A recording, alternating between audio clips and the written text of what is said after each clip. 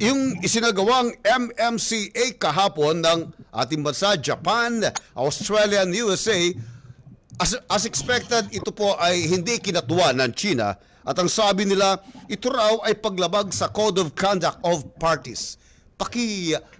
Paliwanagan nga po ninyo kami rito. What's your take dito po sa pinato, sir? Unang-una ho, wala naman hong binding Code of Conduct. Meron ho tayong Declaration of the Code of Conduct na pinirmahan ho ng China at ng panahon na ho yun, 5 ASEAN countries. So, 2000 lang ho to have a conduct. So, walang saysay ho yung sinasabi ng China na may Code of Conduct.